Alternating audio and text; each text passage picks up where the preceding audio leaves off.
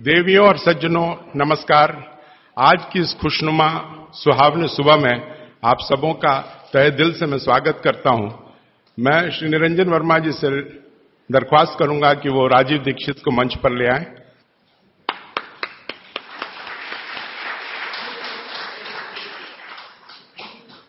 व्याख्यान से पहले मैं प्रभावती जयप्रकाश सेवा केंद्र जो इस कार्यक्रम के आयोजक हैं उनका मैं परिचय देना चाहूंगा।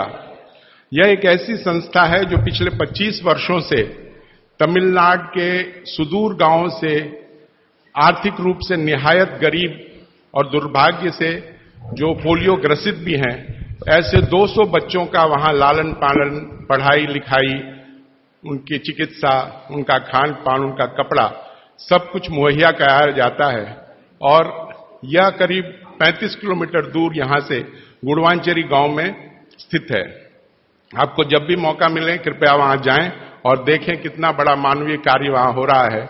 और इस मानवीय कार्य के पीछे जिस हस्ती का सबसे बड़ा हाथ है वो है हमारे देव स्वरूप आदरणीय श्री शोभा कांत जी।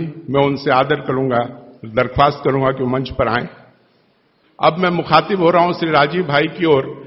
राजीव भाई किसी परिचय के मोहताज नहीं है। पूरा देश उन्हें जानता है कि उनका राष्ट्र चिंतन और जो राष्ट्रीय चेतना की बात वो पिछले 15-20 वर्षों से करते आ रहे हैं, उसने ऐसी जागरूकता फैलाई है जिसके लिए लोग उन्हें हर बार सम्मानित करते हैं।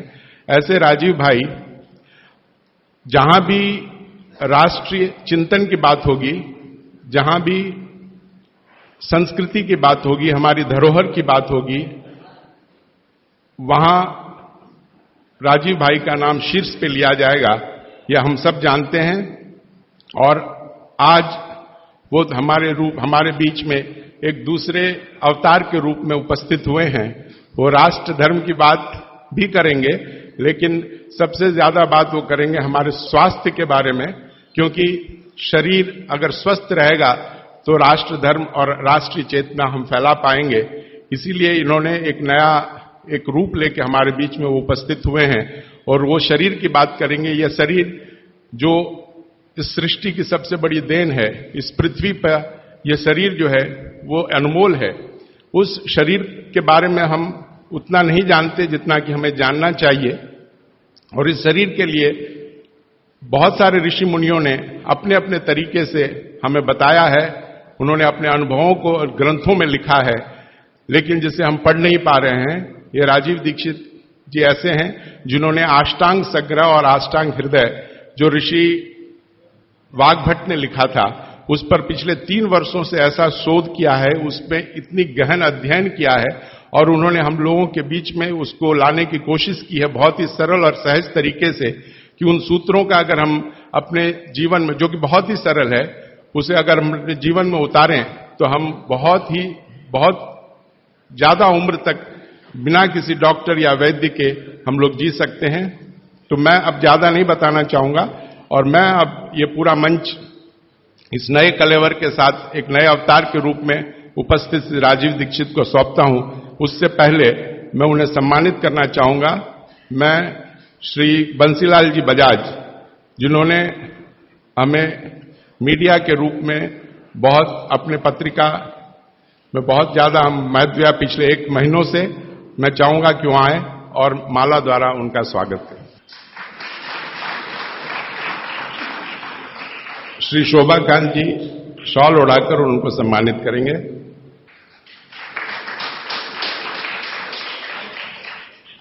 अब पूरा मंच राजीव दीक्षित को समर्पित है और मैं चाहूंगा कि अपने मोबाइल फोन्स को या तो स्विच ऑफ कर लें या फिर उसे साइलेंट मोड में डाल दें, क्योंकि स्वास्थ्य के लिए या स्वस्थ होने के लिए यह हमारा पहला चरण होगा।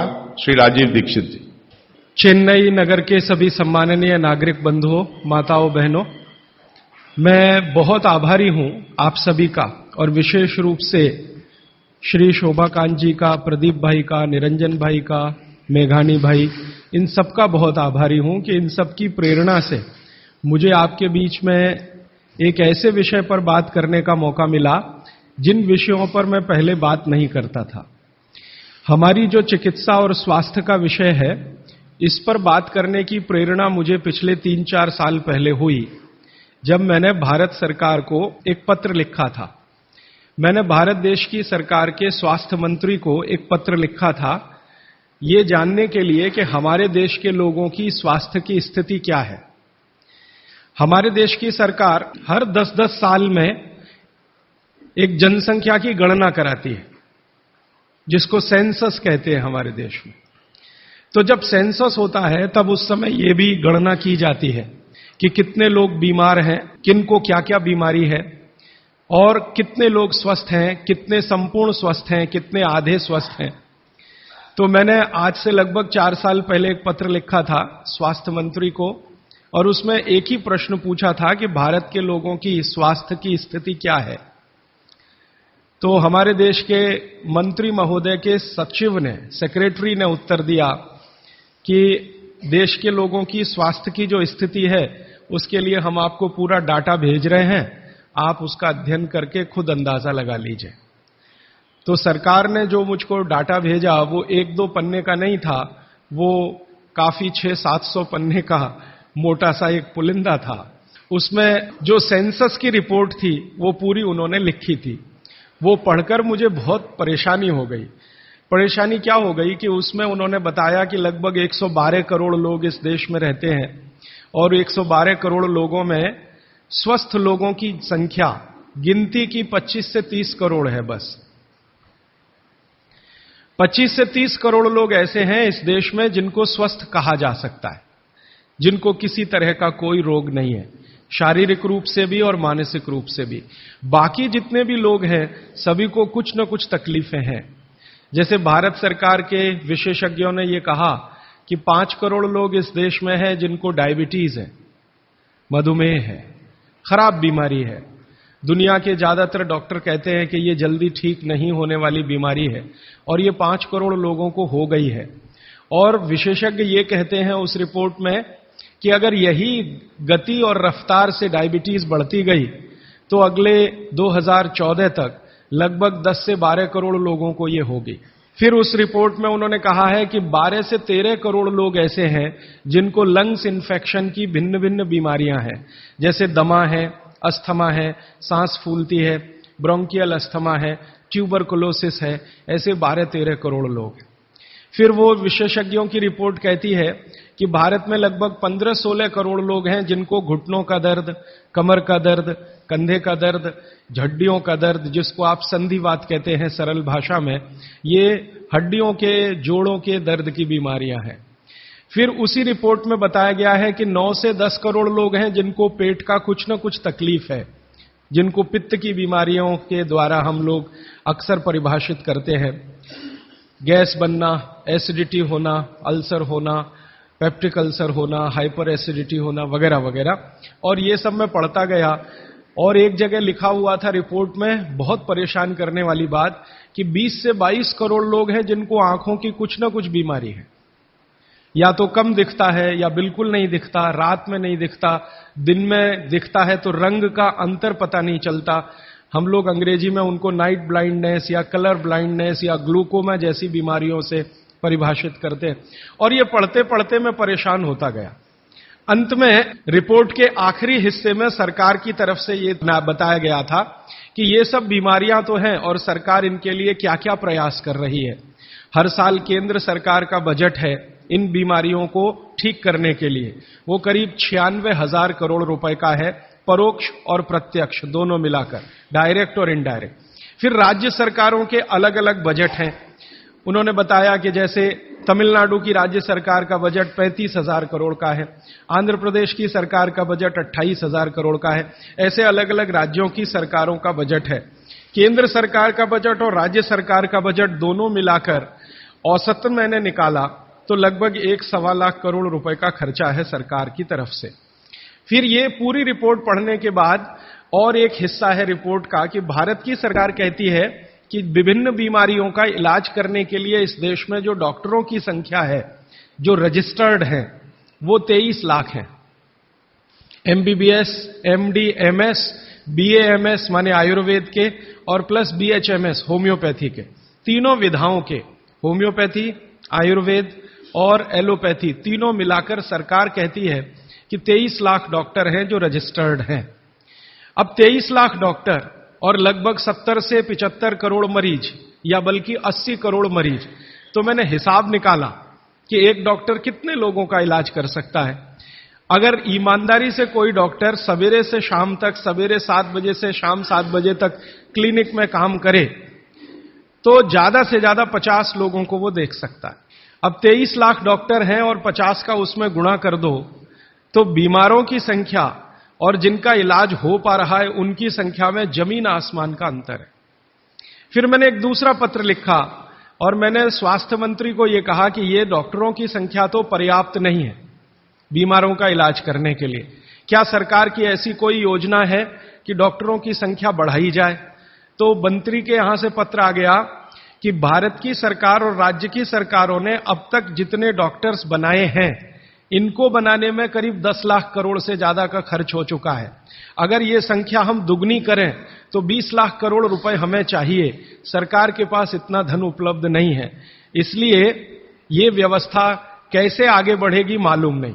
फिर मैंने भारत सरकार को याद दिलाया कि भारत सरकार ने एक अंतर्राष्ट्रीय समझौता किया हुआ है जिसमें कई देश शामिल हैं और वो समझौते का टाइटल है 2014 तक सभी स्वस्थ।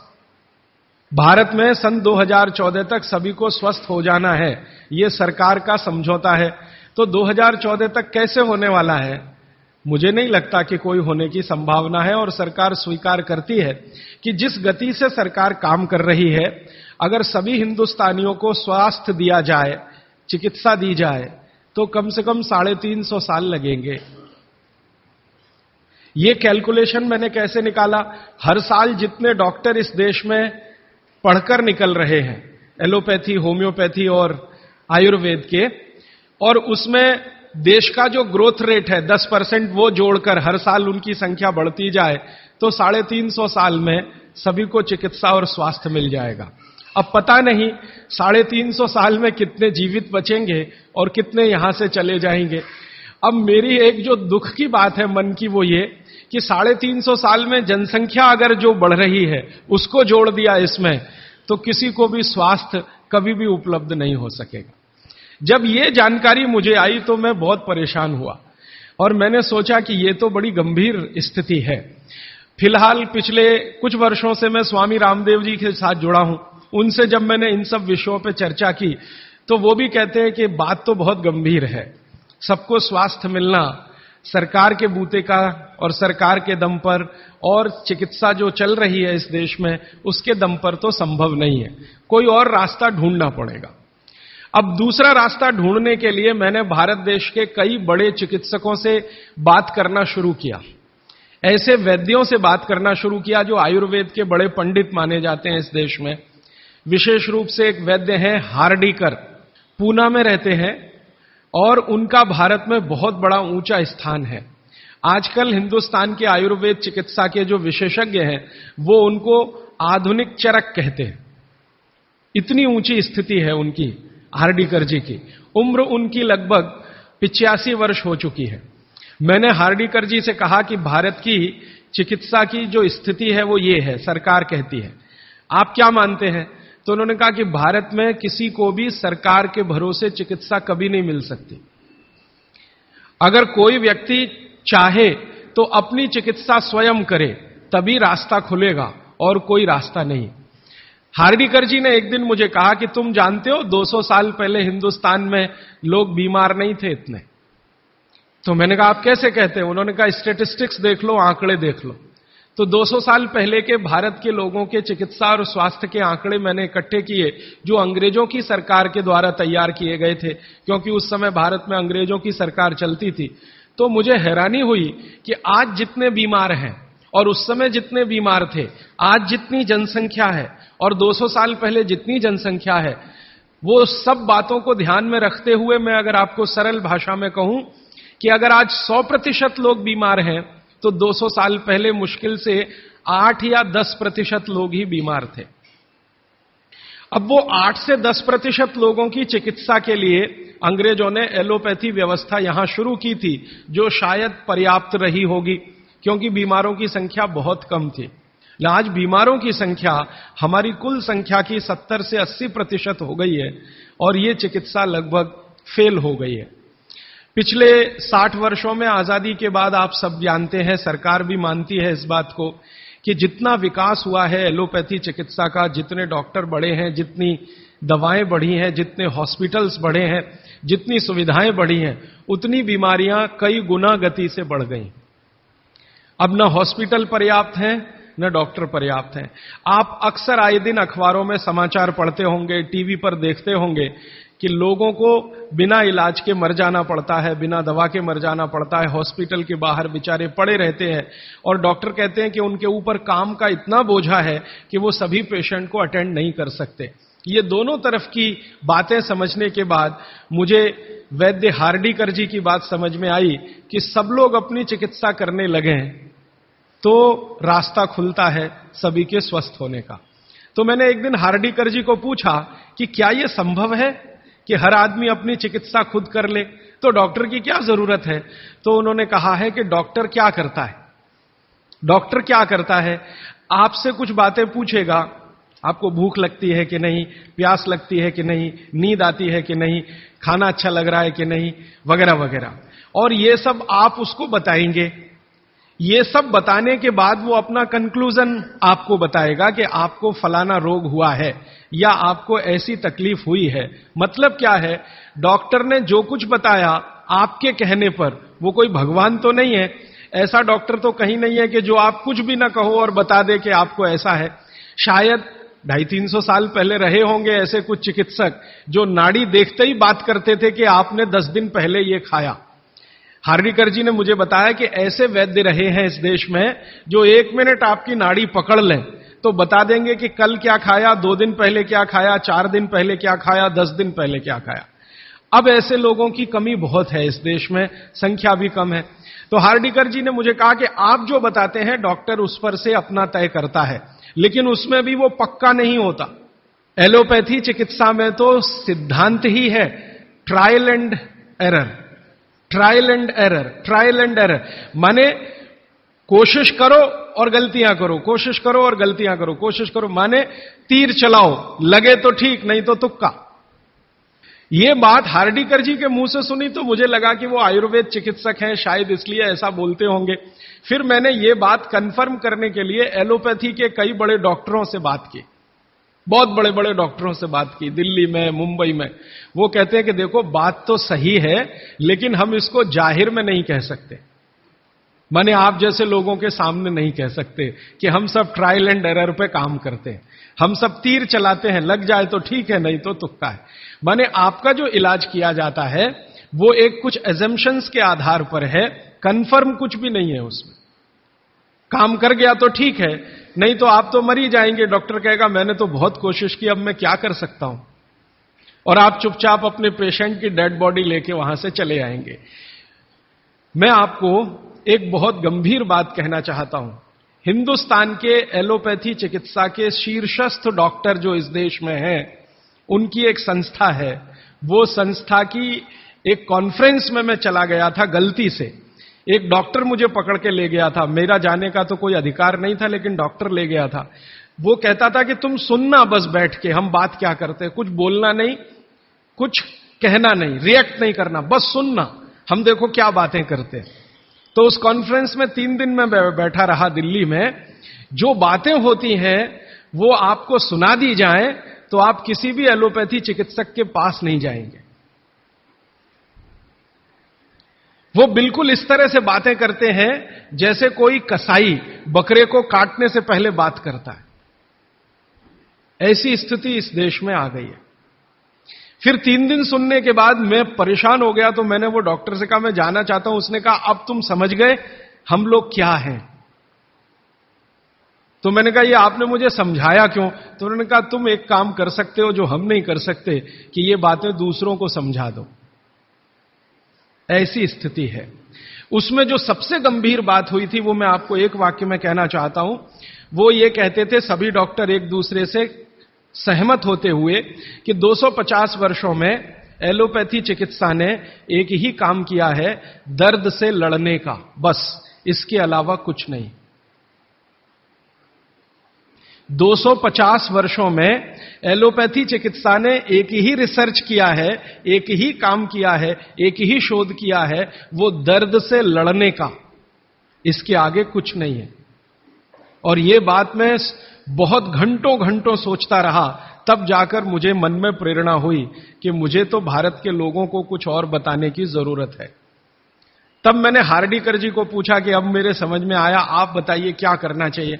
तो उनका देखो, आयुर्वेद एक ऐसी चिकित्सा पद्धति है जिसमें महान महान लोगों ने, चरक ऋषि, सुश्रुत ऋषि, बागभट्ट ऋषि, निघंटु ऋषि, पाराशर ऋषि, ये सब महान महान लोगों ने एक बात कॉमन कही है, और वो ये कही है कि जो व्यक्ति मरीज होता है वो सबसे अच्छा डॉक्टर हो सकता है। इसको आप गंभीरता से मनन करते रहिए। ये बात चरक ने भी कही है, सुश्रुत ने भी कही है, बागभट्ट ने कही है, निघंटु ने कही है, पाराशर ने कही है कि जो रोगी होता है वो सबसे अच्छा डॉक्टर हो सकता है, क्योंकि उसको अपने दुख और तकलीफ का जितनी गहराई से महसूस हो सकता है वो किसी भी डॉक्टर को नहीं होता। जो अपने दुख तकलीफ को गहराई से महसूस कर सकता है वो चिकित्सा भी कर सकता है, बस उसको कुछ ज्ञान की जरूरत है। और कुछ ज्ञान, ज्यादा नहीं, थोड़ा सा ज्ञान अगर उसके जीवन में है तो वो कहते हैं कि वो हर तरह की बीमारी से लड़ सकता है और दूसरों को मदद कर सकता है। उनके इस वाक्य से मुझे बहुत प्रेरणा हुई कि जो रोगी है वो सबसे अच्छा चिकित्सक हो सकता है। और आयुर्वेद के जितने बड़े पंडित हैं वो भी मानते हैं इस बात को। वो ये कहते हैं कि आयुर्वेद का 85% हिस्सा, ये बात मैं आप सबको बहुत विनम्रता पूर्वक लेकिन गंभीरता से कह रहा हूं, इसको आप कभी भूलिएगा मत। आपके जीवन के स्वास्थ्य और चिकित्सा का 85% हिस्सा इतना सरल और आसान है कि आप स्वयं उसे कर सकते हैं। मात्र 15% हिस्सा ऐसा है जिसमें आपको किसी विशेषज्ञ की मदद की जरूरत पड़ सकती है। मात्र 15%। अगर परसेंटेज में बात किया जाए तो आप जानते हैं 33% पर आदमी पास हो जाता है, और उसके ऊपर सेकंड डिवीजन, थर्ड डिवीजन, और 60 पे तो फर्स्ट डिवीजन होती है, 75% पे तो डिस्टिंक्शन आ जाती है। मैं 85% की बात कर रहा हूं। 85%, 85% चिकित्सा और स्वास्थ्य का हिस्सा ऐसा है जो आप स्वयं अपने जीवन में कर सकते हैं बिना किसी विशेषज्ञ की मदद के। बस 15% हिस्सा है जिसमें किसी विशेषज्ञ की जरूरत है। और आपको मैं एक आगे की बात कहता हूं कि ये जो 15% हिस्सा है आपकी जिंदगी का जिसमें आपको विशेषज्ञ की जरूरत पड़ती है, ये हिस्से में सबसे कम बीमारियां हैं। सबसे कम बीमारियां, माने जहां आपको विशेषज्ञ की आवश्यकता पड़े आपके जीवन में, वो बीमारियों की संख्या सबसे कम है। और जहां विशेषज्ञ की जरूरत नहीं है आपको अपने जीवन में, वो बीमारियां सबसे ज्यादा है। इसका माने कि हम 85% तो डॉक्टर हो ही सकते हैं। कंक्लूजन इस बात का यह है। अब आप अगर 85% से और बेहतर डॉक्टर होना चाहते हैं तो बागभट्ट ऋषि कहते हैं कि अपने शरीर को थोड़ा जान लीजिए, बस। और वो दूसरी महत्व की बात कहते हैं कि अपने भोजन को पहचान लीजिए। शरीर को जान लीजिए, भोजन को पहचान लीजिए, तो वो कहते हैं आप 100% डॉक्टर हो सकते हैं। शरीर को जान लीजिए मतलब थोड़ा फिजियोलॉजी, थोड़ा एनाटॉमी, आज की भाषा में मैं कहूं थोड़ा शरीर विज्ञान आपको मालूम हो। और ये बहुत आसान है आजकल, कोई मुश्किल काम नहीं है। भारत सरकार ने विभिन्न तरह की छोटी छोटी पुस्तकें छपा रखी हैं जो बच्चों को पढ़ाई जाती हैं। एनसीईआरटी के सिलेबस में अब तो ये आ गया है। वो किताबें बाजार में उपलब्ध हैं, आप खरीद लाइए और आपको थोड़ा फिजियोलॉजी तो समझ में आ ही जाएगा, थोड़ा बहुत एनाटॉमी समझ में आ जाएगा। शरीर के क्या क्या अंग हैं, अंगों के क्या क्या उपांग हैं, हृदय है तो कहां है, लीवर है तो कहां है, किडनी है तो कहां है, लीवर का किडनी से क्या संबंध है, किडनी का हृदय से क्या संबंध है, आपस के उनके इंटर रिलेशनशिप है। अब तो एक चार्ट आता है कैलेंडर जैसा मेरी आपको विनती है कि खरीद के एक टांग लीजिए अपने घर में, आपको भी मदद करेगा, आपके बच्चों को भी मदद करेगा। तो ये हिस्सा बहुत आसान है, मुश्किल नहीं है। बस इसमें जो मुश्किल हिस्सा है वो ये कि शरीर के अंगों के और उपांगों के जो नाम हैं वो जो भाषा में दिए गए हैं वो आपको थोड़ा कम समझती है। तो आप आयुर्वेद वाला ले लीजिए, वो आसानी से समझ में आएगा, उनके आपस के संबंध वगैरह वगैरह। मैं इस विषय पर ज्यादा नहीं जाना चाहता क्योंकि ये उपलब्ध है आपके सामने, और इसमें ज्यादा बात करूंगा तो समय खर्च होगा। आपको सिर्फ संकेत कर रहा हूं कि आज आप चाहें तो आज, नहीं तो एक दो दिन में कुछ ऐसी पुस्तकें फिजियोलॉजी एनाटॉमी की खरीद लें, नहीं तो एक कैलेंडर चार्ट आता है वो ले लें, 2-3 कैलेंडर के चार्ट आते हैं वो ले लें। अभी सरकार ने एक 12 कैलेंडर का चार्ट निकाला है, बहुत ही सरल भाषा में है, बहुत आसान है। उसको घर में टांग कर पलटते रहें, देखते रहें। ज्यादा से ज्यादा 8-10 दिन आप देखेंगे, आपको समझ में आ जाएगा लीवर क्या है, हृदय क्या है, किडनी क्या है, आपस के इनके फंक्शंस क्या है। ये बात भागवत जी कहते हैं कि थोड़ा शरीर को जान लो और भोजन को पहचान लो। अब उसमें आगे उन्होंने एक सूत्र लिखा है संस्कृत में कि शरीर को जानना अगर है तो ठीक है, इसको जरा और समझिएगा। शरीर को जानना है तो ठीक है, लेकिन भोजन को पहचानना सबसे ज्यादा जरूरी। माने उनका कहना यह है कि शरीर को जान लें तो ठीक है, नहीं जाने तो भी भोजन को तो पहचान लें। और भागवत जी ने पूरी विनम्रता से, पूरी गंभीरता से एक बात लिखी है कि जिसने भोजन को पहचान लिया उसको जिंदगी में कभी भी किसी चिकित्सक की जरूरत तो नहीं पड़ेगी। अब भोजन को पहचान लिया माने रसोई घर को पहचान लिया, सीधी सी बात है। और भागवत जी कहते हैं कि जीवन की सबसे बड़ी खोज अगर कोई है तो वो रसोई घर है। और वो कहते हैं कि सबसे बड़ा विज्ञान अगर कोई है तो ये रसोई घर का विज्ञान है, जिसको भोजन विज्ञान कहें या पाक शास्त्र कला कहें, जो भी बात आप कहना चाहें। वो ये कहते हैं कि इससे बड़ी खोज पूरी दुनिया में हुई नहीं और अगले हजारों साल होगी नहीं। इतनी गहरी बात वो कहकर चले गए यहां से। वो कहते हैं कि पिछले हजारों साल में हुई नहीं भोजन से ज्यादा रिसर्च, और अगले हजारों साल में होगी नहीं। और मैं अपने अनुभव से और आप खुद अपने अनुभव से ये बात कह सकते हैं कि दुनिया में भोजन और रसोई पर सबसे ज्यादा रिसर्च अगर कहीं हुई तो भारत में हुई, और अगले हजारों साल भी होगी तो भारत में ही होगी। क्यों? दूसरे देशों में भोजन ही नहीं है, रिसर्च क्या करेंगे? हो भोजन तब तो रिसर्च करें। आप में से बहुत सारे लोग यूरोप गए होंगे, अमेरिका गए होंगे, आप देखिए भोजन क्या है उनके पास। ले दे के एक पाव रोटी और डबल रोटी। अब वो आलू से खा लो या प्याज से खा लो, प्याज से खा लो कि आलू से खा लो। उसको बीच में काट के प्याज भर लो या प्याज बगल में रख के खा लो। उसको पिज्जा कह दो, बर्गर कह दो, हॉट डॉग कह दो, कोल्ड डॉग कह दो, वो प्रिपरेशन तो एक ही है ना।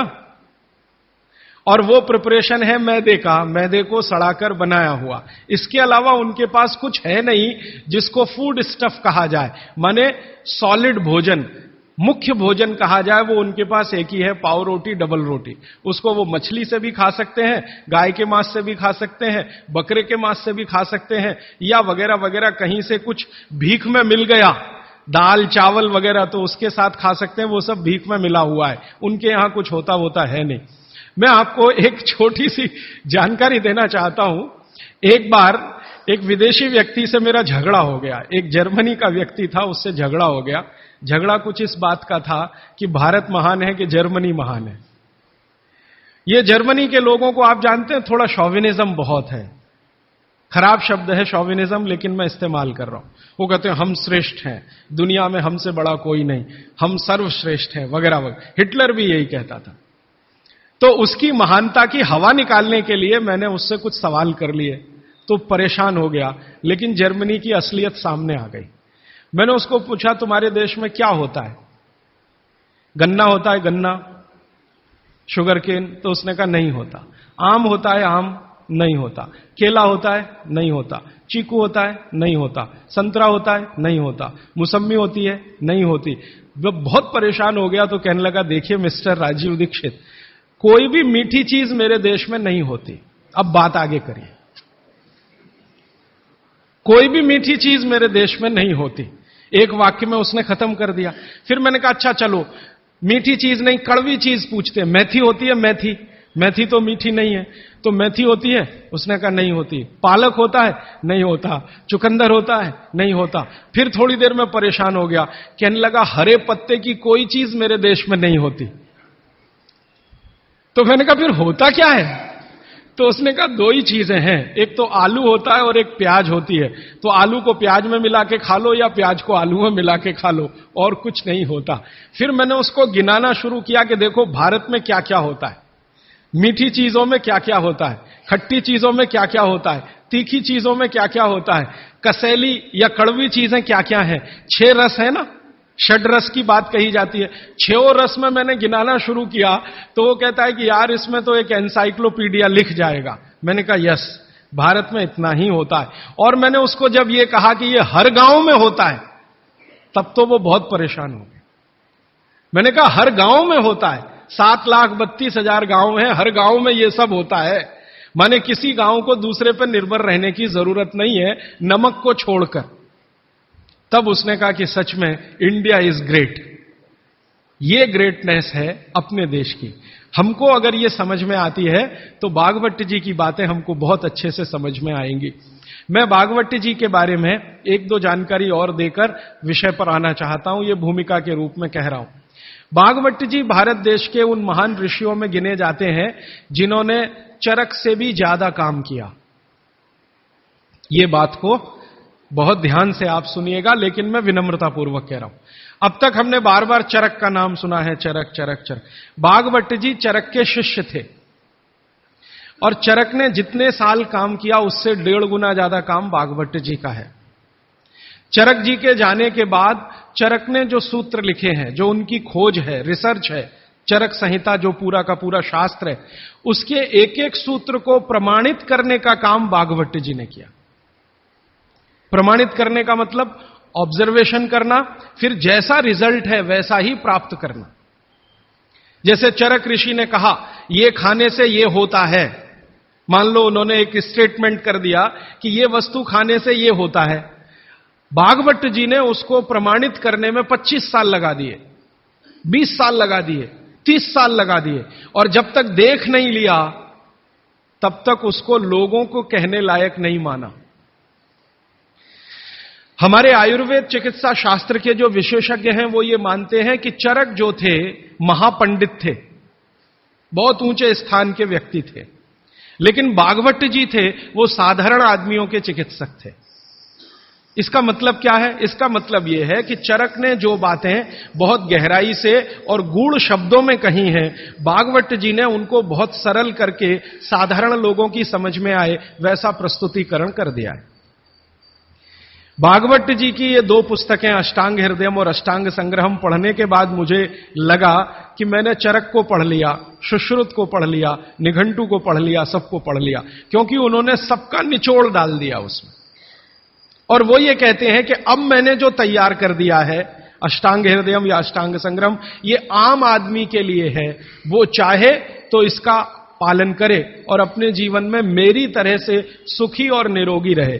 भागवत जी 135 वर्ष तक जिंदा रहे और उनके शिष्य बताते हैं कि उन्होंने इच्छा मृत्यु को धारण किया। माने उनकी इच्छा हो गई थी कि अब बहुत दिन जिंदा रहने से कोई फायदा नहीं है, तो मृत्यु को वर्ण किया। ऐसे पंडित आदमी, इतनी कमांड अपने शरीर पर। और वो ये कहते हैं जब मृत्यु को जा रहे थे तो उनके शिष्य कह रहे थे कि परेशान हम हो जाएंगे, आप चले जाएंगे। उनका कोई परेशानी नहीं है, ये शरीर छोड़ूंगा, दूसरा धारण करूंगा। जैसे तुम शर्ट बदलते हो मैं बदल लूंगा, लेकिन अब मुझे जाना चाहिए, इस शरीर का सीमा हो गया है। ऐसे व्यक्ति जिन्होंने मृत्यु को धारण किया अपनी इच्छा से, उन्होंने जो कुछ अपने जीवन में किया है वो 2 ही पुस्तकों में सारा समाहित है। तीसरी कोई पुस्तक उन्होंने लिखी नहीं। और वही दोनों पुस्तकों में कुल मिलाकर 7,000 सूत्र हैं। 7,000 2 पुस्तकों में कुल मिलाकर 7,000 सूत्र हैं। सभी सूत्र संस्कृत में हैं, ये तो आप जानते ही हैं, क्योंकि उस जमाने में हिंदी थी नहीं, तमिल थी नहीं, तेलुगु थी नहीं, ज्यादा से ज्यादा संस्कृत ही थी या प्राकृत थी। तो संस्कृत में उन्होंने सब कुछ लिखकर छोड़ दिया। वही सूत्र मैं पिछले कई वर्षों से पढ़ता रहा, 4-5 वर्षों से तो बहुत ज्यादा पढ़ रहा हूं। जब से मुझे मन में ये बात आई, पढ़ता रहा। और हमारा जो अभियान है, जो पूरे देश में हम चलाते हैं स्वदेशी के लिए, उससे ये बहुत गहराई से जुड़ा है। क्योंकि हमारे अभियान में अब तक हम ये बात करते थे ना कि घर में पेप्सी कोला, कोका कोला मत लाओ क्योंकि विदेशी पेय है। फिर मैं ये भी कहता था ये पीने लायक नहीं है, टॉयलेट क्लीनर है।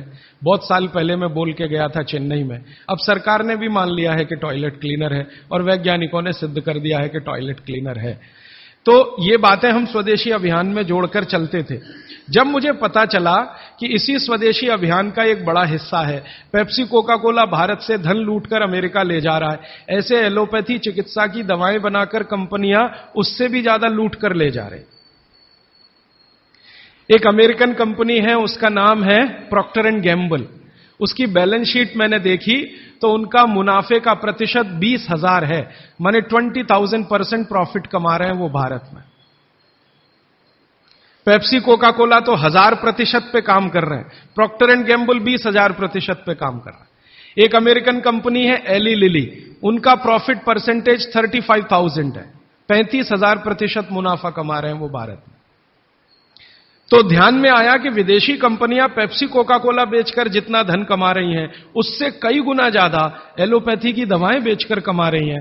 और उस धन को कमाने में भारत के चिकित्सक उनकी थोड़ी मदद कर रहे हैं, क्योंकि वो उन्हीं दवाओं का प्रिस्क्रिप्शन लिख रहे हैं जो ये कंपनियां बेच रही हैं। मैंने बहुत सारे चिकित्सकों से यह पूछने का लगातार प्रयास किया है कि आप इसी कंपनी की दवाएं क्यों लिखते हैं। मान लो एक चिकित्सक है, बहुत पैसे वाला है, प्रॉक्टर एंड गैम्बल की ही दवाएं लिखता है। बंबई में मैंने ये ज्यादा काम किया। और एक है वो एली लिली की ही लिखता है, एक है सेंडोज की ही लिखता है, एक सीबागाइगी की ही लिखता है। तो पता चला कि उनका कमीशन फिक्स है। ये खराब शब्द बोलने के लिए आप मुझे माफ करेंगे, डॉक्टरों का कंपनियों से कमीशन फिक्स है। माने कमीशन जो कंपनी ज्यादा देगी वो उसका प्रिस्क्रिप्शन लिखेंगे। इसका मतलब यह है कि उनको आपकी चिकित्सा से कोई लेना देना नहीं है, उनको अपने कमीशन की चिंता है। और वो कमीशन खाकर ऐसी दवाएं भी लिखेंगे आपको जो जरूरत नहीं है, गैर जरूरी है। अक्सर आपने देखा है कि एक साथ कोई डॉक्टर का प्रिस्क्रिप्शन है, 18-20 गोलियां लिखी हुई हैं, 4 सुबह 4 दोपहर 4 शाम 4 रात गोलियां ऐसे खिलाते हैं जैसे सब्जियां खाएं हम। और वो तो कहते हैं कि सब्जी वब्जी खाओ ही मत, गोलियां ही खाते रहो। हाँ, विटामिन बी के लिए भी गोली खा लो, विटामिन सी के लिए भी गोली खा लो, विटामिन ए के लिए भी गोली खा लो, और गोली से भी ज्यादा इंजेक्शन लगवा लो। और अब तो उन्होंने पता नहीं क्या क्या सब बना दिया। माने जो प्रकृति हमें दे रही है उसके चक्कर में न फंस के ये गोलियों के चक्कर में फंसो, ताकि कंपनी का माल बिके, ताकि उनका भी कमीशन बढ़े। ये पूरे देश में चल रहा है, कहीं ज्यादा कहीं कम। मैं आपको विनम्रतापूर्वक यह कहने आया कि जिस चिकित्सक को भगवान मानकर आप उसके पास जाते हैं, पैसे भी देते हैं, फीस भी देते हैं, लेकिन वो दवा आपको देता है कमीशन के आधार पर कि ज्यादा कमीशन है तो ये दवा लिखनी है, नहीं तो नहीं लिखनी। और भारत की सरकार बिल्कुल भी फेल हो चुकी है इस कमीशन खोरी को रोकने में। और मेडिकल काउंसिल ऑफ इंडिया के पास ऐसा कोई कार्यक्रम नहीं है कि डॉक्टरों की कमीशन खोरी पर वो कंट्रोल कर सके। जो शपथ लेकर डॉक्टर निकल रहे हैं उसके ठीक उल्टे काम वो अपने जीवन में कर रहे हैं। एक शपथ उनको दिलाई जाती है, वो शपथ लेकर निकलते हैं, उसमें बड़ी बड़ी बातें हैं, लेकिन जीवन ठीक उसका उल्टा है। तो ये सब बातों को ध्यान में रखकर मुझे ऐसा लगा कि भागवत जी की बात जो वो कहते हैं कि 85% जो जीवन की चिकित्सा है वो हर व्यक्ति स्वयं कर सकता है, 15% के हिस्से में विशेषज्ञ की जरूरत है। तो मुझे लगा कि जो 85% है वो तो जानो। और वो जानने के लिए 5-6 साल जो काम किया मैंने, उसमें से कुछ सूत्र मैंने निकाले। भागवत जी के 7,000 सूत्र हैं। सभी सूत्रों पे बात करूं तो कम से कम तो महीना सवा महीना लगता है, वो भी रोज 3 घंटे बात करूं तो मैंने कहा और सोचा कि इतना समय किसी के पास भी नहीं है और शायद मेरे पास भी नहीं है, तो इनमें से कुछ सूत्र हैं जो बहुत जरूरी लगते हैं, वो निकालो। तो भारत में जैसे मैंने हार्डीकर जी का नाम लिया, उनकी मैंने मदद ली इसमें। और हार्डीकर जी के बराबर के कई ऐसे वैद्य हैं, उनकी मदद मैंने ली और मैंने कहा कि आप मुझे बताओ ये सूत्र, ये सूत्र, ये सूत्र, ये सूत्र बहुत ही जरूरी है, बिना इसके आदमी का जीवन ही नहीं चलेगा, ये पहले मुझे बता दो। तो उन्होंने बताना शुरू किया, तो वो 7,000 से घट के 3,000 तक आए। फिर मैंने कहा ये 3,000 में मुझे बताओ, तो 3,000 से 1,000 पर आए, फिर 500 पर आए, फिर 500 से 50 पर आ गए। और वो 50 के बाद भी उन्होंने कहा अगर तुम ये 50 भी नहीं बता सकते तो ये 15 तो जरूर बता दो। तो मैं तो आपको 50 तो कम से कम बताने ही वाला हूं, क्योंकि अगले 5-6 दिन मेरे पास समय है, लेकिन उन 50 में जो 15 हैं वो सबसे महत्वपूर्ण हैं। भागवत जी खुद मानते हैं और उनके नीचे के जितने भी विशेषज्ञ हुए हैं पिछले हजारों सालों में, वो भी मानते हैं कि ये सबसे महत्वपूर्ण सूत्र है। उसमें से पहला सूत्र मैं बात शुरू करता हूं। आपके पास अगर कागज पेन हो तो जरूर निकाल लीजिए, नोटबुक है तो बहुत अच्छा होगा, डायरी है तो बहुत ही अच्छा होगा, क्योंकि पता नहीं दोबारा कब कौन व्यक्ति इस विषय पर आपसे बात करने आएगा। और अगर नहीं है कागज पेन कॉपी तो भी चिंता मत करिए, क्योंकि मैंने पिछले कुछ वर्षों में काम करते करते ये सूत्रों को किताब में भी लिख डाला है। मैंने किताब बना दी है, भागवत संहिता जो है, मैंने भागवत जी की अष्टांग हृदयम और अष्टांग संग्रम, इनके सूत्रों को कलेक्ट करके सेलेक्ट करके 3 भाग में एक पुस्तक बनाई है, पार्ट 1, पार्ट 2, पार्ट 3, अष्टांग हृदयम, भाग 1, भाग 2, भाग 3। मूल लेखक भागवत जी हैं, मैंने सिर्फ सिलेक्शन किया है और सिलेक्शन के साथ आज के हिसाब से उसको थोड़ा विश्लेषित किया है। जैसे मैं एक उदाहरण दूं तो आपको मेरी बात समझ में आए। भागवत जी ने एक सूत्र लिखा, अब मैं संस्कृत में बात नहीं करूंगा क्योंकि समय बढ़ जाएगा। एक सूत्र उन्होंने लिखा कि भोजन को बनाते समय, इसको माताएं बहनें सब बहुत ध्यान से सुने, पुरुष भी सुने तो अच्छा है। भोजन को बनाते समय पवन का स्पर्श और सूर्य का प्रकाश अगर नहीं मिला, किसको? भोजन को। जिस भोजन को आप बना रहे हैं या पका रहे हैं, उसको पकाते समय पवन का स्पर्श और सूर्य का प्रकाश नहीं मिला, वो भोजन कभी नहीं करना। क्यों? तो वो आगे लिखते हैं, ये भोजन नहीं विष है। और फिर आगे लिखते हैं कि दुनिया में 2 तरह के विष हैं। एक ऐसे विष होते हैं जो तत्काल असर करते हैं और एक ऐसे विष होते हैं जो धीरे धीरे असर करते हैं। तत्काल असर वाले विष आप जानते हैं, जीभ पर 1 ड्रॉप डालो मर जाओ, ऐसे बहुत विष हैं।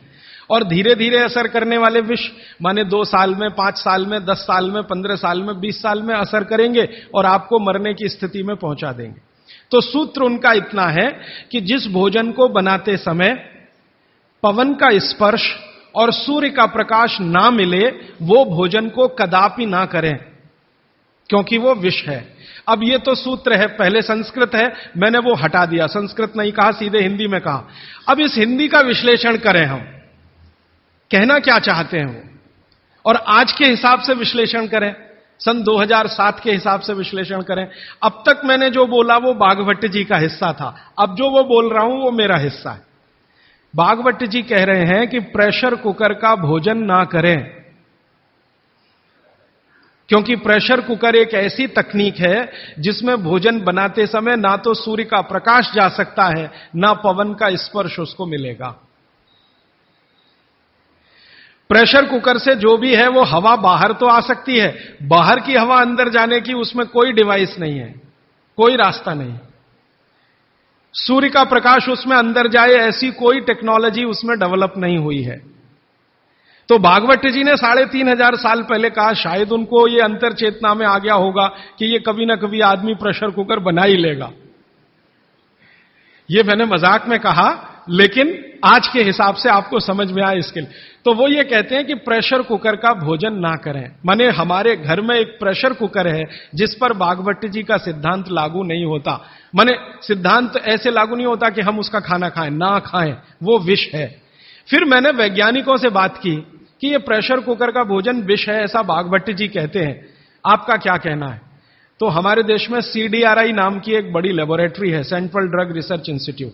वहां के 2 साइंटिस्टों ने कहा कि यार काम तो हमने करके देखा है, बात सही है भागवत जी। मैं कहता हूं ये टीवी पे बोलो, तो उन्होंने कहा ये प्रेशर कुकर कंपनियां गर्दन काट देंगी हमारी। टीवी पे नहीं बोल सकते हम। तुम चाहो तो बोलो। मैंने कहा आपकी रिसर्च क्या कहती है? वो ये कहते हैं कि ये जो प्रेशर कुकर है ज्यादा से ज्यादा या 99% एल्यूमिनियम के बने हुए हैं। एल्यूमिनियम आप जानते हैं। और वो ये कहते हैं कि भोजन रखने और बनाने का सबसे खराब मेटल अगर कोई है तो एल्यूमिनियम ही है। सबसे खराब मेटल जिसमें भोजन को आप रखें और भोजन को पकाएं वो एल्यूमिनियम ही है। और दोनों वैज्ञानिक, वो कहते हैं नाम नहीं लेना हमारा इसलिए मैं नहीं ले रहा हूं, वो ये कहते हैं कि हमारा 18 साल का रिसर्च ये कहता है कि अगर इस एल्यूमिनियम के प्रेशर कुकर का खाना बार बार आप खाते जाओ तो गारंटी है कि आपको डायबिटीज तो हो ही जाएगा, अर्थराइटिस तो हो ही जाएगा, ब्रोंकाइटिस भी होने की पूरी संभावना है और सबसे ज्यादा टीबी होने की संभावना है।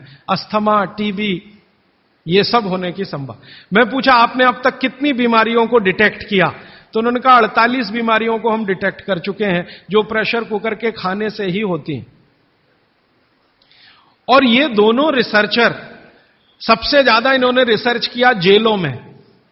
जेल है ना हमारी, वहां सभी कैदियों को एल्यूमिनियम के बर्तन में ही खाना मिलता है, आप जानते हैं। तो ये दोनों वैज्ञानिक लखनऊ के हैं। लखनऊ की जेल में, लखनऊ के आसपास की जेलों में इन्होंने बहुत काम किया। वो जेलों में जाते हैं और जो कैदी एल्यूमिनियम के बर्तनों में खाना खाते हैं उनके ऊपर उन्होंने बहुत काम किया। और उन्होंने कहा सबका जीवन कम होता है और जीवन की शक्ति कम होती है, प्रतिकारक शक्ति कम होती है और रोग बहुत जल्दी उनको आते हैं। बाद में मैंने एक छोटा सा काम इसमें ऐड किया। वो वैज्ञानिकों से रिपोर्ट लेने के बाद मैंने ये तय किया कि पता करो कि ये एल्यूमिनियम कब से आया, क्योंकि ये ज्यादा पुरानी चीज नहीं है। तो पता चला 100-125 साल पहले आया। 100-125 साल पहले अंग्रेजों की सरकार थी। अंग्रेजों की सरकार के वैज्ञानिकों ने एल्यूमिनियम को हिंदुस्तान में इंट्रोड्यूस कराया। और आपको सुनकर हैरानी होगी कि अंग्रेजों की सरकार का जो पहला नोटिफिकेशन आया एल्यूमिनियम के बर्तन बनाने का, वो जेल के कैदियों के लिए ही आया। और उनका यह तय हुआ था कि जेल के कैदियों को एल्यूमिनियम के बर्तनों में ही भोजन दिया जाए, क्योंकि ये सब भारत के क्रांतिकारी हैं और अंग्रेजों को इन्हें मारना है। उस जमाने में आप जानते हैं जेल में कोई भी होता था तो वो क्रांतिकारी होता था। भगत सिंह हो या उधम सिंह, चंद्रशेखर हो या अशफाक उल्ला, राजेंद्र नाथ लाहिड़ी हो या ठाकुर रोशन सिंह, ये सब तो क्रांतिकारी थे जो जेलों में जाया करते थे अंग्रेजों के जमाने। इनको जानबूझकर एल्यूमिनियम के बर्तन में ही खाना देना है ताकि ये जल्दी मरे या मरने की स्थिति में आ जाए। तो समझबूझकर अंग्रेजों की सरकार ने एल्यूमिनियम के बर्तन इस देश में इंट्रोड्यूस किए। अब परिणाम क्या हुआ? अंग्रेज तो चले गए, लेकिन जेलों में आज भी ये नियम चल रहा है कि भोजन एल्यूमिनियम के बर्तनों में ही दिया जाएगा। अंग्रेज चले गए फिर भी ये काम चल रहा है। और अब मुश्किल ये हो गई है कि वो जेलों से हमारे घर में आ गया और हमारे घरों से ज्यादा गरीबों के घर में आ गया। ज्यादा गरीब लोगों के भोजन तो सारे एल्यूमिनियम के बर्तनों में ही बन रहे हैं और वो बेचारे बिना जाने बूझे ट्यूबरकुलोसिस और अस्थमा जैसी बीमारियों के शिकार हो रहे हैं। तो भागवत जी का सूत्र तो बहुत सरल है, सिंपल है कि जो भोजन को बनाते समय सूर्य का प्रकाश या पवन का स्पर्श ना मिले वो भोजन कभी नहीं करना। मैंने उदाहरण के लिए आपको समझा दिया कि प्रेशर कुकर का भोजन नहीं करना क्योंकि ये जहर है। एक और चीज है अपने घर में, रेफ्रिजरेटर। रेफ्रिजरेटर भी एक ऐसी वस्तु है, एक ऐसी डिवाइस है, एक ऐसी टेक्नोलॉजी है जिसमें सूर्य का प्रकाश नहीं जा सकता, पवन का स्पर्श भी नहीं हो सकता। और एक तीसरी चीज है अपने घर में, माइक्रोवेव ओवन। इसमें भी सूर्य का प्रकाश नहीं जा सकता, पवन का स्पर्श नहीं हो सकता। मतलब सीधा सा यह है कि आधुनिक तकनीकी से बनी हुई चीजें जो हमारे घरों में आई हैं पिछले 15-20 वर्षों में, भागवत जी के अनुसार इनमें रखा हुआ पकाया हुआ भोजन विष है, तो ना करें। नहीं तो क्या होगा? आप कहेंगे जी हम तो करेंगे, हम तो छोड़ नहीं सकते प्रेशर कुकर को, हम तो छोड़ नहीं सकते रेफ्रिजरेटर को, हम तो छोड़ नहीं सकते माइक्रोवेव ओवन को, क्योंकि इसमें भोजन से समय बचता है। मेरा बहुत सारी माताओं और बहनों से तर्क हुआ है, वो ये कहते हैं कुकर में खाना बनाने से समय बचता है। तो मैं उनसे पूछता हूं ठीक है समय बचता है, तो बचे हुए समय का क्या करती हैं?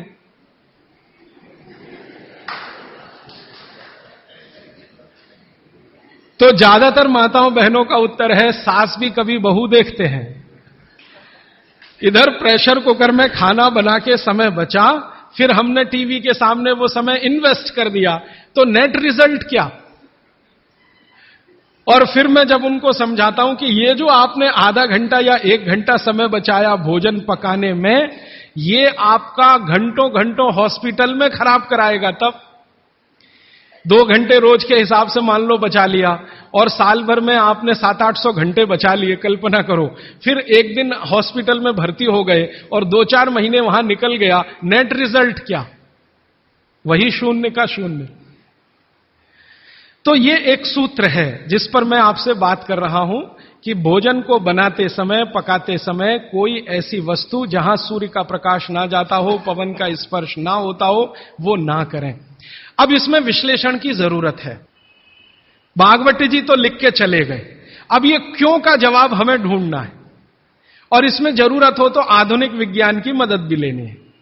मॉडर्न साइंस ने कुछ लॉजिक डेवलप किए हैं, कुछ ऑब्जर्वेशंस उन्होंने दिए हैं, तो उनकी मदद से ये क्यों ना करें, क्या कारण है, यहां से अब बात मैं शुरू करता हूं। आधुनिक विज्ञान क्या कहता है प्रेशर कुकर के बारे में, ये जाने। प्रेशर कुकर एक ऐसी टेक्नोलॉजी है जो खाने को जल्दी पकाती है, ये है सीधा सा मतलब।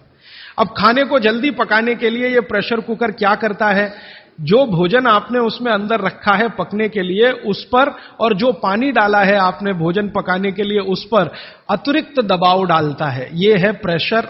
प्रेशर माने दबाव। तो अतिरिक्त दबाव डालने की टेक्नोलॉजी है प्रेशर कुकर। और ये अतिरिक्त दबाव कहां से आता है? प्रेशर कुकर में आपने दाल डाली, ऊपर से पानी डाला, थोड़ा हल्दी मसाले डालकर बंद करके रख दिया। अब उसमें वो एक सीटी लगा दी। वो सीटी लगाई, यही सबसे खतरनाक चीज है पूरे प्रेशर कुकर के। सीटी ना लगाएं तो आपका प्रेशर कुकर आपके लिए अच्छा है।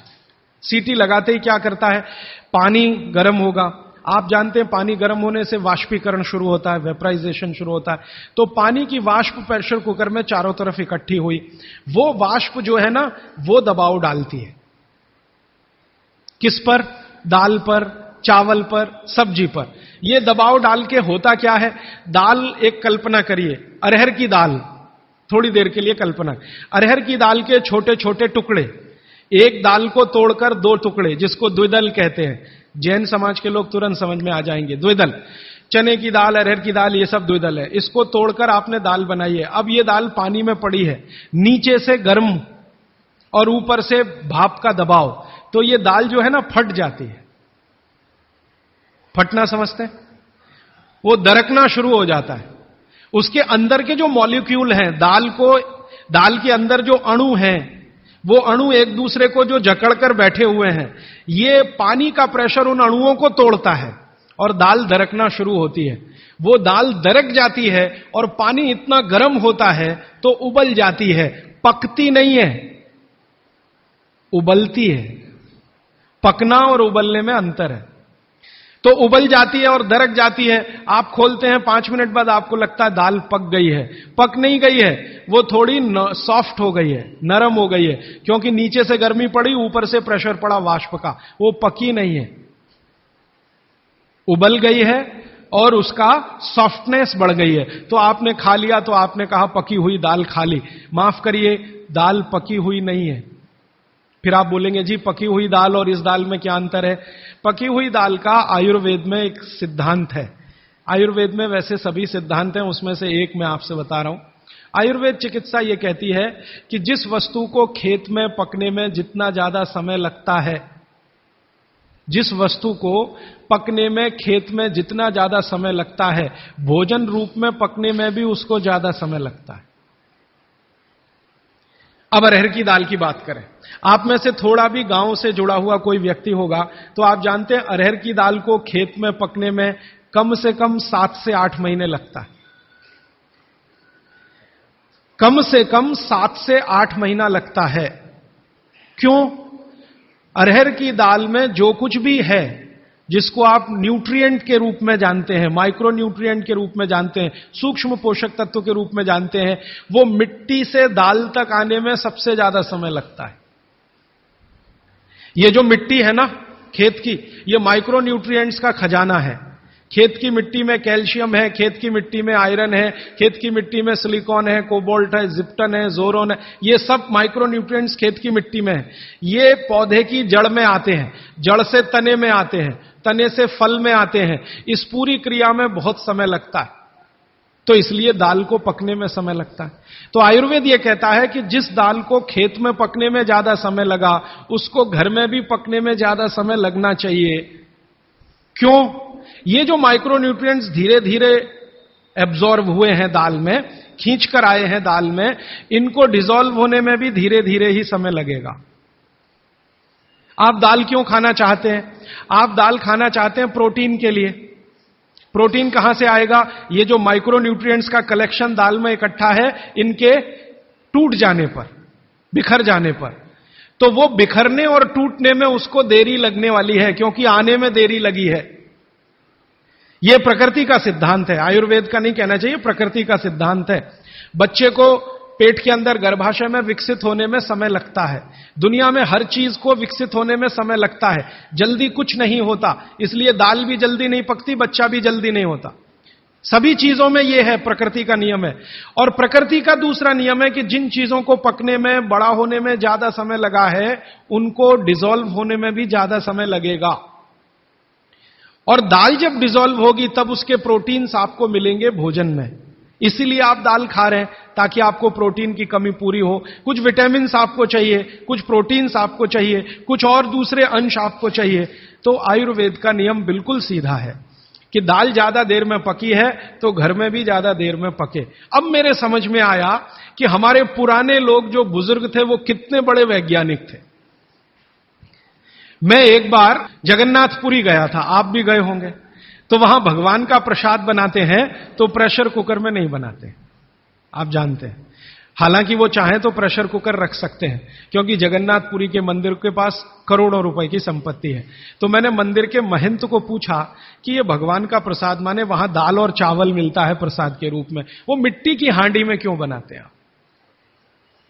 आप में से जो भी गए हैं जगन्नाथपुरी, आप जानते हैं वो मिट्टी की हांडी में दाल मिलती है और मिट्टी की हांडी में चावल मिलता है, या खिचड़ी मिलती है, जो भी मिलता है प्रसाद के रूप में। तो मैंने महंत को पूछा कि आप ये मिट्टी की हांडी में ही क्यों बनाते हैं? तो उसने एक ही वाक्य कहा, मिट्टी पवित्र होती है। तो ठीक है, पवित्र होती है, ये हम सब जानते हैं। लेकिन वो जो नहीं कह पाया महंत, वो आपको मैं कहना चाहता हूं कि मिट्टी न सिर्फ पवित्र होती है, बल्कि मिट्टी सबसे ज्यादा वैज्ञानिक होती है। क्योंकि हमारा शरीर मिट्टी से बना है, मिट्टी में जो कुछ है वो शरीर में है, और शरीर में जो है वो मिट्टी में है। हम जब मरते हैं ना और शरीर को जला देते हैं तो 20 ग्राम मिट्टी में बदल जाता है पूरा शरीर। 70 किलो का शरीर, 80 किलो का शरीर मात्र 20 ग्राम मिट्टी में बदल जाता है, जिसको राख कहते हैं। और इस राख का मैंने विश्लेषण करवाया एक लेबोरेटरी में, तो उसमें कैल्शियम निकलता है, फास्फोरस निकलता है, आयरन निकलता है, जिंक निकलता है, सल्फर निकलता है, 18 माइक्रो न्यूट्रिएंट्स निकलते हैं मरे हुए आदमी की राख में। ये सब वही माइक्रो न्यूट्रिएंट्स हैं जो मिट्टी में है। इन्हीं 18 माइक्रो न्यूट्रिएंट से मिट्टी बनी है, यही 18 माइक्रो न्यूट्रिएंट शरीर में है जो मिट्टी में बदल जाता है। तो महंत का कहना कि मिट्टी पवित्र है, वो बहुत वैज्ञानिक स्टेटमेंट है। बस इतना ही है कि वो उसको एक्सप्लेन नहीं कर सकता। एक्सप्लेन क्यों नहीं कर सकता? आधुनिक विज्ञान उसने नहीं पढ़ा या उसको मालूम नहीं है। लेकिन आधुनिक विज्ञान का रिजल्ट मालूम है, पवित्रता। रिजल्ट उसे मालूम है, विश्लेषण नहीं मालूम। वो हमारे जैसे मूर्खों को मालूम है। मैं अपने को उस महंत की तुलना में मूर्ख मानता हूं। क्यों? क्योंकि मुझे यह विश्लेषण करने में 3 महीने लग गए, वो बात 3 मिनट में समझा दिया कि मिट्टी पवित्र है। तो ये मिट्टी की जो पवित्रता है, उसकी जो माइक्रो न्यूट्रिएंट्स की कैपेसिटी या कैपेबिलिटी है, उसमें से आई है।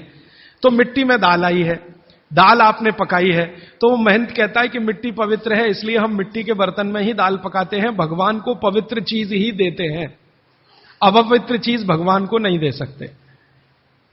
अच्छा, मैं वो दाल ले आया और भुवनेश्वर लेके गया, पुरी से भुवनेश्वर। भुवनेश्वर में CSIR का एक लेबोरेटरी है, council of science and industrial research का लेबोरेटरी है, जिसको रीजनल रिसर्च लेबोरेटरी कहते हैं। तो वहां ले गया, कुछ वैज्ञानिकों से कहा ये दाल है, उन्होंने कहा हाँ हाँ ये पुरी की दाल है। मैंने कहा इसका विश्लेषण करना है, इस दाल में क्या है। तो उन्होंने कहा यार ये तो बड़ा मुश्किल काम है, 6-8 महीने लगेगा। मैंने कहा ठीक है, फिर भी। तो उन्होंने कहा हमारे पास पूरे इंस्ट्रूमेंट नहीं है, हमारे पास जो जो चाहिए वो नहीं है, आप दिल्ली ले जाओ तो बेहतर है। तो मैंने कहा दिल्ली ले गया तो खराब तो नहीं होगी? उन्होंने कहा नहीं होगी, क्योंकि ये मिट्टी में बनी है। तो पहली बार मुझे समझ में आया मिट्टी में बनी है तो खराब नहीं होगी। तो मैं ले गया दिल्ली तक, सच में ले गया। और भुवनेश्वर से दिल्ली पहुंचने में आप जानते हैं करीब करीब 36 घंटे से ज्यादा लगता है। दिल्ली में दिया, कुछ वैज्ञानिकों ने उस पर काम किया और उनका जो रिजल्ट है, जो रिसर्च है, जो रिपोर्ट है, वो ये है कि इस दाल में एक भी माइक्रो न्यूट्रिएंट कम नहीं हुआ पकाने के बाद भी। इस दाल में एक भी माइक्रो न्यूट्रिएंट कम नहीं हुआ पकाने के बाद भी। फिर मैंने उन्हीं वैज्ञानिकों को कहा कि भैया प्रेशर कुकर की दाल का भी जरा देख लो। तो उन्होंने कहा ठीक है, वो भी देख लेते हैं। तो प्रेशर कुकर की दाल को जब उन्होंने रिसर्च करके देखा तो उन्होंने कहा इसमें माइक्रो न्यूट्रिएंट्स बहुत ही कम हैं। मैं पूछा परसेंटेज वाइज बता दो। तो उन्होंने कहा अगर अरहर की दाल को मिट्टी की हांडी में पकाओ और 100% माइक्रो न्यूट्रिएंट्स हैं तो कुकर में पकाने में 13% ही बचते हैं, 87% नष्ट हो गए। मैं पूछा कैसे नष्ट हुए? तो उन्होंने कहा ये जो प्रेशर पड़ा है ऊपर से और इसने दाल को पकने नहीं दिया, तोड़ दिया, मॉलिक्यूल्स टूट गए हैं, तो दाल तो बिखर गई है, पकी नहीं है, बिखर गई है, सॉफ्ट हो गई है। तो खाने में हमको ऐसा लग रहा है कि ये पका हुआ खा रहे हैं, लेकिन वास्तव में वो नहीं है। पके हुए से मतलब ये होता है कि जो माइक्रो न्यूट्रिएंट्स आपको कच्चे रूप में शरीर को उपयोग नहीं आते, उनको आप उपयोगी बना लें, इसको पका हुआ कहते हैं आयुर्वेद में। जो सूक्ष्म पोषक तत्व कच्ची अरहर की दाल खाने में शरीर को उपयोगी नहीं आएंगे, वो उपयोगी आने लायक बनाएं, उसको पका हुआ कहा जाता है या कहेंगे। तो उन्होंने कहा कि ये मिट्टी की हांडी की दाल बहुत बहुत क्वालिटी में ऊंची है, बशर्ते कि आपके प्रेशर कुकर की। और दूसरी बात तो आप सभी जानते हैं, वो मुझे सिर्फ रिपीट करनी है कि मिट्टी की हांडी की बनाई हुई दाल को खा लीजिए तो जो उसका स्वाद है वो जिंदगी भर नहीं भूलेंगे आप। इसका मतलब क्या है? भारत में चिकित्सा का और शास्त्र पाक कला का ऐसा विज्ञान विकसित हुआ है जहां क्वालिटी भी मेंटेन रहेगी और स्वाद भी मेंटेन रहेगा। तो मिट्टी की हांडी में बनाई हुई दाल को खाएं तो स्वाद बहुत अच्छा है और शरीर की पोषकता उसकी इतनी जबरदस्त है कि दाल का सही खाने का मतलब उसमें है। तब मैंने गांव गांव घूमता रहता हूं तो पूछना शुरू किया, तो बोलते हैं लोग कि ज्यादा नहीं, 30-40 साल पहले सब घर में मिट्टी की हांडी की दाल थी। मेरी दादी को पूछा तो दादी कहती है कि हम तो जिंदगी भर मिट्टी की दाल ही खाते रहे। तब मेरे समझ में आया कि मेरी दादी को डायबिटीज क्यों नहीं हुआ। तब मुझे समझ में आया उसको घुटने का दर्द क्यों नहीं हुआ। तब मुझे समझ में आया उसके 3200 दांत मरने के दिन तक सुरक्षित थे, क्योंकि हमने उसका अंतिम संस्कार किया। अगले दिन जब राखी लेने गए तो सारे दांत उसके 32 के 32 निकले। तब मेरे समझ में आया कि 94 साल की उम्र तक मरते समय चश्मा क्यों नहीं लगा उसकी आंखों पे, और जीवन के आखिरी दिन तक अपने कपड़े खुद अपने हाथ से धोते हुए मरी थी। यह कारण है कि शरीर को आवश्यक माइक्रो न्यूट्रिएंट्स की पूर्ति अगर नियमित रूप से होती रहे तो आपका शरीर ज्यादा दिनों तक बिना किसी दूसरे की मदद के काम करता है। तो माइक्रो न्यूट्रिएंट्स पूरा सप्लाई मिला दाल में, जो खाई थी उसने मिट्टी की हांडी में पका पका के। और न सिर्फ दाल पकाती थी वो मिट्टी की हांडी में, बल्कि दूध भी मिट्टी की हांडी में पकाती थी, घी भी मिट्टी की हांडी से ही निकालती थी, दही का मट्ठा भी मिट्टी की हांडी में ही बनता था। अब मेरे समझ में आया कि हजारों साल से मिट्टी के बर्तन क्यों इस देश में आए। हम भी एल्यूमिनियम बना सकते थे। देखिए, बात मैं आपसे कहने जा रहा हूं वो ये कि हिंदुस्तान भी 2000 साल पहले, 5000 साल पहले एल्यूमिनियम बना सकता था, क्योंकि एल्यूमिनियम का रॉ मटेरियल इस देश में भरपूर मात्रा में है। बॉक्साइट, हिंदुस्तान में बॉक्साइट के खजाने भरे पड़े हैं। कर्नाटक बहुत बड़ा भंडार, तमिलनाडु, आंध्र प्रदेश बॉक्साइट के बड़े भंडार हैं। हम भी बना सकते थे, अगर बॉक्साइट है तो एल्यूमिनियम बनाना कोई मुश्किल काम नहीं है, लेकिन हमने नहीं बनाया क्योंकि उसकी जरूरत नहीं थी। हमको जरूरत थी मिट्टी की हांडी की, इसलिए हमने मिट्टी की हांडी बनाई और उसी पर सारे रिसर्च और एक्सपेरिमेंट किए। इसलिए कुम्हारों की एक पूरी की पूरी जमात इस देश में खड़ी की गई कि तुमको भैया मिट्टी के ही बर्तन बनाने हैं। माने तुमसे बड़ा वैज्ञानिक कौन? अब ये कुम्हार जो इतने बड़े वैज्ञानिक हैं इस देश के, जो मिट्टी के बर्तन बनाकर हजारों साल से दे रहे हैं हमारे स्वास्थ्य की रक्षा करने के लिए, हमने उनको नीची जाति बना दिया। हम कैसे मूर्ख लोग! वो नीचे कहां है जरा बताइए। अगर प्रेशर कुकर की कंपनी जो बना रही है प्रेशर कुकर वो ऊंचा आदमी है, तो ये कुम्हार नीचा कैसे हो गया? ये ऊंचा नीचा हमने डाल दिया इस देश में, इसी ने देश का सत्यानाश कर दिया। ये ऊंचा नीचा कुछ तो अंग्रेजों ने डाला, कुछ अंग्रेजों के पहले जो मुसलमान थे उन्होंने डाला, और कुछ अंग्रेज और मुसलमानों के जाने के बाद हम काले अंग्रेजों ने इसको ऐसा पक्का बना दिया कि कुम्हार इस देश में बैकवर्ड क्लास है। जो सबसे बड़ा वैज्ञानिक काम कर रहा है, मिट्टी के बर्तन बना बनाकर आपके माइक्रो न्यूट्रिएंट्स को, आपके सूक्ष्म पोषक तत्वों को कम नहीं होने देने के लिए मिट्टी का सिलेक्शन करता है वो। आपको मालूम है हर एक मिट्टी से बर्तन नहीं बनते। एक खास तरह की मिट्टी है वही बर्तन बनाने में काम आती है, और एक खास तरह की मिट्टी है जो हांडी बनाती है, दूसरे खास तरह की मिट्टी में कुल्हड़ बनता है, तीसरे खास तरह की मिट्टी में कुछ और बनता है। ये मिट्टी को पहचानना कि इसमें कैल्शियम ज्यादा, इसमें मैग्नीशियम ज्यादा इसलिए हांडी इससे बनाओ, और इसमें कैल्शियम मैग्नीशियम कम है इसलिए इसका कुल्हड़ बनाओ, ये तो बहुत बहुत बारीक और विज्ञान का काम है। ये सब कुम्हार कर रहे हैं, हजारों साल से कर रहे हैं, बिना किसी यूनिवर्सिटी में पढ़े हुए कर रहे हैं। तो हमें तो वंदन करना चाहिए, उनके सामने नतमस्तक होना चाहिए। कितने महान लोग हैं। दुर्भाग्य से सरकार की कैटेगरी में वो बैकवर्ड क्लास में आते हैं। तो ये जो मिट्टी के बर्तन की बात हुई, वो मिट्टी के बर्तन की बात इसलिए कि माइक्रो न्यूट्रिएंट्स का सब कुछ सामान्य रहता है, इसलिए हमारे यहां एल्यूमिनियम के बर्तन या दूसरे मेटल के बर्तन का चलन कम है। भगवान के लिए तो बनाते नहीं, धातुओं के बर्तन में खाना नहीं बनता, सभी मंदिरों में भोजन और प्रसाद ज्यादातर मिट्टी के। तो आप भी कर लीजिए ये काम, प्रेशर कुकर निकालिए, मिट्टी की हांडी ले आइए।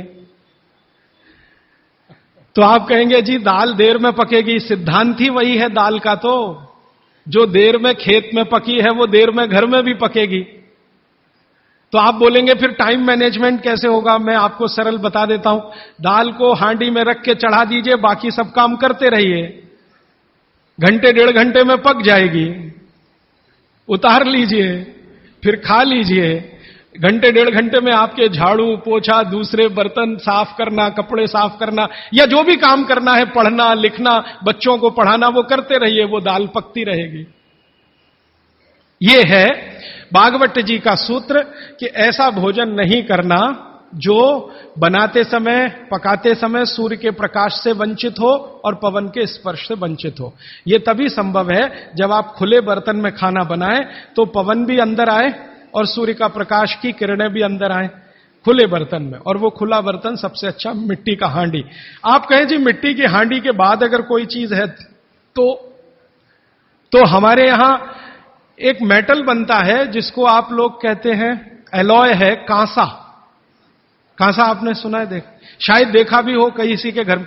तो दूसरा सबसे अच्छा माना जाता है कांसा, तीसरा सबसे अच्छा माना जाता है पीतल।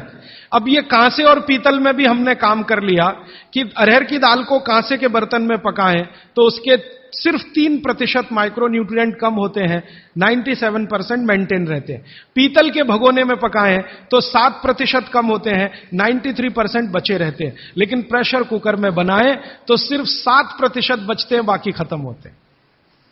अब आप तय कर लीजिए, आपको लाइफ में क्वालिटी चाहिए तो आपको मिट्टी की हांडी की तरफ ही जाना पड़ेगा। क्वालिटी ऑफ लाइफ की अगर बात आप करेंगे, माने जो खा रहे हैं वो पूरे शरीर में पोषकता दे, ये लाइफ की क्वालिटी की बात आप करेंगे तो मिट्टी की हांडी की तरफ ही जाना पड़ेगा। माने भारत की तरफ वापस लौटना पड़ेगा इंडिया से। अभी हम हैं इंडिया में, जो बनाया अंग्रेजों ने या बना दिया अमरीकियों ने, इस इंडिया से निकल के भारत की यात्रा करनी पड़ेगी।